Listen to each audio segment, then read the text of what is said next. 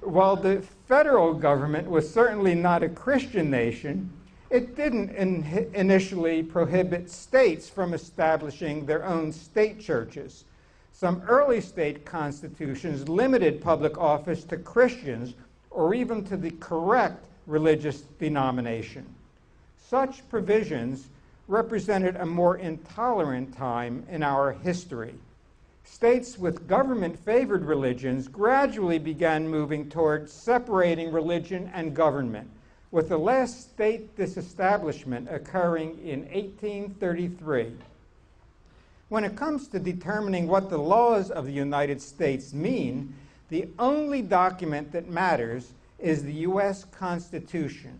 Our founders created a constitution in which the government acknowledged no gods, the better to ensure that all citizens have freedom of conscience. In our time, some countries, such as the former Soviet Union, have been hostile to religion. Many others, such as Iran, now meld church and state. America's founders wisely chose a middle course, neither for nor against religion. Neutrality protects everyone.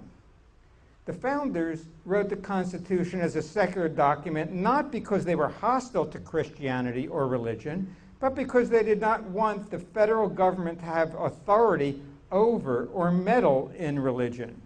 And it's important for you to understand that government neutrality is not government hostility toward religion. Our secular laws are based on a human principle of justice for all, and our civil government enforces these laws through a secular criminal justice system. Our government should not speak on religious matters. It should not favor one religion over another or believers over non-believers. No one's religious liberty is threatened in the slightest when the wall of separation for government, between government and religion is kept strong. As Thomas Jefferson said, "It does me no injury for my neighbor to say there are 20 gods or no God. It neither picks my pocket nor breaks my leg." No one is deprived of worship in America. Separation of church and state allows for free speech in public, as we see with bumper stickers, billboards, and 24-hour-a-day religious TV and radio programs. Politicians may and do talk freely about their own religious beliefs, and they almost always close their speeches with some variation of "God bless America." But one of our most cherished freedoms is the freedom from state-sponsored religion. We each get to personally pick and choose the sort of religion we prefer. And who would want the government to make those choices for us? There is only one religious liberty we lack: the freedom to enlist the government to force others to acknowledge or support our own religious ideas. Your freedom, like mine, depends on maintaining this limitation. Religious liberty is threatened by government endorsement of any religious view, and religious liberty is a right guaranteed by the Bill of Rights. Nevertheless, there have always been people who falsely maintain that the founders intended to establish a Christian nation. But our framers were careful and thoughtful writers. Had they wanted a Christian republic, it seems highly unlikely that they would somehow have forgotten to include their Christian intentions in the supreme law of the land. The U.S. Constitution contains not a single mention of God or Jesus. I hold here in my hand a godless document, the United States Constitution, and I'll offer $1,000 to Chaplain Moore or to anyone in the audience who can find the words God or Jesus in the Constitution. Our founders valued religious liberty. That's why there are only 2 references to religion in the Constitution, and both are exclusionary. One is in the First Amendment to the Bill of Rights. Congress shall make no law respecting an establishment of religion or prohibiting the free exercise thereof. This guarantees American citizens freedom of conscience, the right to practice any religion or no religion. The other is in Article 6 of the U.S. Constitution. No religious test shall ever be required as a qualification to any office or public trust under the United States.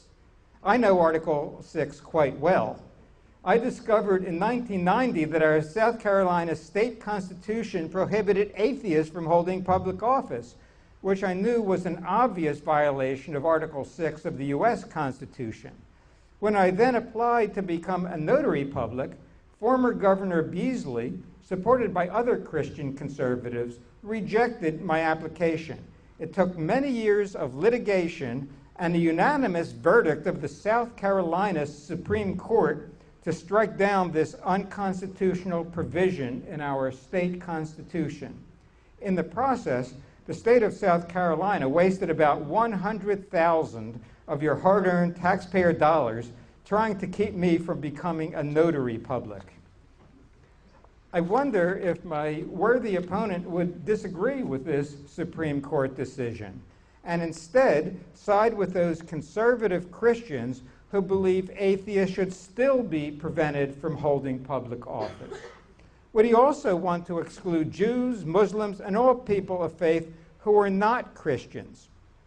In an 1856 letter to his wife, Robert E. Lee said, "Is it not strange that the descendants of those pilgrim fathers who crossed the Atlantic to preserve their own freedom of opinion have always proved themselves intolerant of the spiritual liberty of others?"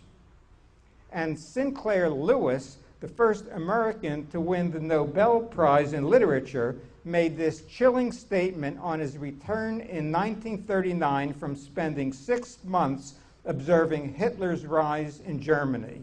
Quote, "When fascism comes to America, it will be wrapped in the American flag carrying a cross." Some Christian nation advocates would like to impose their particular interpretation of morality on the rest of us. In this country, in my lifetime, they have used the Bible to justify keeping women in their place, subjugating blacks, and oppressing gays and lesbians. Scientific advances are particular targets. When a science book is found to be wrong, the mistake is corrected in subsequent books. But the biblical literalists, for them, if the scientific evidence contradicts the Bible, it is the evidence that is thrown out. As wonderful as our Constitution is, no American would call it an infallible document, as Chaplain Moore claims about the Bible. The framers understood the need for future changes in the Constitution and set forth mechanisms for achieving them.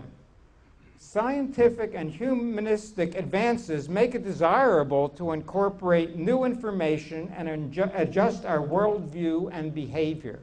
Like the Bible, the Constitution once condoned slavery. Our Constitution was rightly amended, but not the Bible. You will not find any support in the Bible for treating with respect those who have different or no religious beliefs. Okay, 1 second. If such Christian nation advocates were ever to have their way, millions of loyal and patriotic Americans would be turned into second-class citizens. This would no longer be the America I love, nor would it be the secular nation our founders so proudly formed. Thank you.